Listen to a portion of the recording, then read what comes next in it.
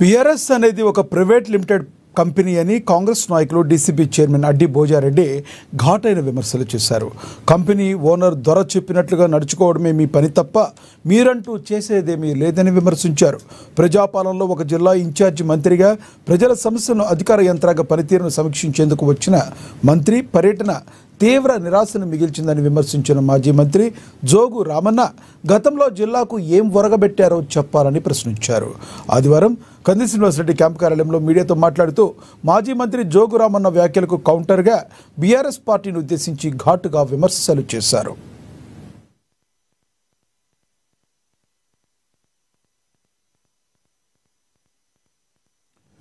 పదేళ్ల పాటు బీఆర్ఎస్కు అధికారం ఇస్తే రాష్ట్రాన్ని అప్పుల కుప్పగా మార్చిందని విమర్శించారు.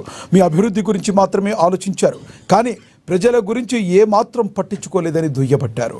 కాళేశ్వరం ప్రాజెక్టులో 1,00,000 కోట్లు, మిషన్ భగీరథ ప్రాజెక్టుకి 50,000 కోట్లు ఖర్చు చేసినా ఏమాత్రం ప్రయోజనం లేదన్నారు. ఒక్క ఉద్యోగం లేదు, ఒక్కరికి కూడా ఇల్లు లేదన్నారు. డబుల్ బెడ్రూమ్ రూప పథకం పూర్తిగా నిరుపయోగమన్నారు. ప్రజలకు ఇచ్చిన ఒక్క హామీ కూడా నెరవేర్చలేదన్నారు. కానీ తెలంగాణలో కొత్తగా ఏర్పడిన కాంగ్రెస్ ప్రభుత్వం అతి కొద్ది రోజుల్లోనే ప్రజాప్రభుత్వంగా ప్రజల మన్ననలు పొందిందన్నారు.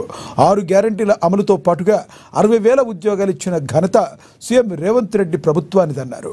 21,000 కోట్లు రుణమాఫీ చేసిన చరిత్ర కాంగ్రెస్ ప్రభుత్వానిదన్నారు. అంతేకాకుండా సన్న బియ్యం పంపిణీ, 9,000 కోట్ల రైతు భరోసా అందించిన ఘనత తమ ప్రభుత్వందన్నారు. 10 ఏళ్లలో మీరు చేయలేని అభివృద్ధిని కాంగ్రెస్ ప్రభుత్వం 15 నెలల్లో చేసి చూపించిందని వెల్లడించారు. ప్రజా సంక్షేమం కోసం పాటుపడుతున్న ప్రభుత్వాన్ని విమర్శించే హక్కు ఎవ్వరికీ లేదన్నారు. అలాగే హైదరాబాద్లో మహాన్యూస్ కార్యాలయంపై బీఆర్ఎస్ నాయకులు దాడిని ఖండించారాయన. చట్టాలపై గౌరవం ఉన్నవారు చేయాల్సిన పని కాదన్నారు. ఏదైనా న్యాయస్థానాలతో తేల్చుకోవాలి, కానీ ప్రత్యక్ష దాడులకు పాల్పడటం సమంజసం కాదన్నారు.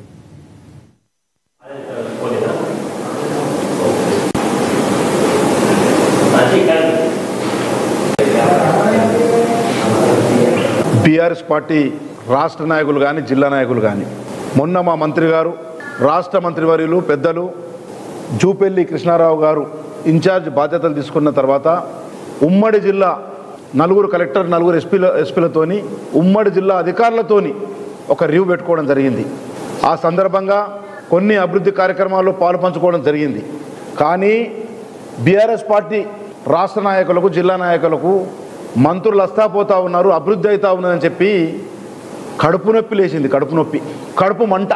ఈరోజు మాట్లాడుతూ ఉంటే రాష్ట్రంలో ఆనాడు మంత్రులు చేసిన వ్యక్తులు ఒక పార్టీలో, ఆనాడు పార్టీ కేసీఆర్ ప్రభుత్వం అంటేనే ఒక లిమిటెడ్ కంపెనీ 10 సంవత్సరాలు వెళ్ళిన తర్వాత, తెలంగాణ వచ్చిన తర్వాత ఈ రాష్ట్రంలో అభివృద్ధి అవుతాను అనుకుంటే, ఇంటికొక ఉద్యోగం వస్తా అనుకుంటే, కేవలం రాష్ట్రంలో ఒక 10 మందికి వాళ్ళకు ఉద్యోగం రావడం జరిగింది.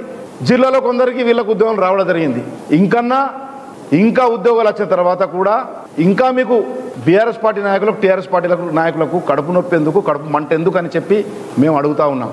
మీరున్న కాలంలో అటు కాళేశ్వరం పూర్తి చేయకపోతే 1,00,000 కోట్లు పెట్టి కాళేశ్వరంని నడమన ముంచిన, ఈ రాష్ట్రాన్ని ముంచిన వ్యక్తులు మీరు. 50,000 కోట్లు ఈరోజు మిషన్ భగీరథ ఖర్చు చేసి, నీళ్ళ కార్యక్రమం ఖర్చు చేసి ఒక గ్రామానికి కూడా నీళ్లు రాని కాలం మీది ఆనాడు 10 సంవత్సరాల్లో. అదేవిధంగా ఇక్కడ కూడా బ్యారేజ్ కట్టి చెనాకా కోరట ఒక్క బొట్టు నీళ్ళు ఇయ్యని వ్యక్తులు మీరు. నిన్న మీ ప్రెస్ మీట్లో ఉన్న వ్యక్తుల్ని అడుగుతా ఉన్నాను, పక్కకున్న వ్యక్తుల్ని అలా గుండె మేసే తీసుకొని చెప్పాను. వాళ్ళు ఆనందంలో ఉన్నారా? ఏదో ఇంత పట్టుకొని ఉన్నారు. పక్కకున్న వ్యక్తులు, ఇక్కడ పక్కకున్న వ్యక్తికి ఇక్కడ పక్కకున్న వ్యక్తి, అక్కడ పక్కకున్న వ్యక్తికి అక్కడ పక్కన, ఏ వార్డులో కానీ ఆ పక్కన కొందరు వార్డులో ఉన్నారు, కొందరు గ్రామాల్లో పుట్టిన వాళ్ళు ఉన్నారు. గ్రామాల్లోకి ఇల్లు దిక్కులేదు. ఆ 10 సంవత్సరాల గ్రామాల్లో మున్సిపాలిటీలోకి ఇల్లు దిక్కులేదు. ఆ ఇల్లు కట్టినీళ్ళని కూడా ఇంకా పెండింగ్లో ఉంచడం జరిగింది. మా గొప్ప ప్రభుత్వం, రేవంత్ రెడ్డి గారి ప్రభుత్వం, కాంగ్రెస్ ప్రభుత్వం కొన్ని గొప్ప నిర్ణయాలు తీసుకోవడం జరిగింది. ఈ ప్రభుత్వం వచ్చిన తర్వాత నిరుపేదలకు ఇండ్లు కావాలంటే ఇందిరమ్మ ఇండ్లు ప్రతి గ్రామంలో మొదలుపెట్టడం జరిగింది. అదేవిధంగా నిరుపేదలకు 200 కరెంటు ఫ్రీ మాఫ్ చేయడం జరిగింది. అదేవిధంగా గ్యాస్ 500కి ఇవ్వడం జరుగుతూ ఉంది. మహిళలకు బస్సు ఫ్రీ, అదేవిధంగా ఆరోగ్యశ్రీ 10 లక్షలు, అదేవిధంగా 60,000 యువకులకు ఉద్యోగాలు ఇవ్వడం జరిగింది.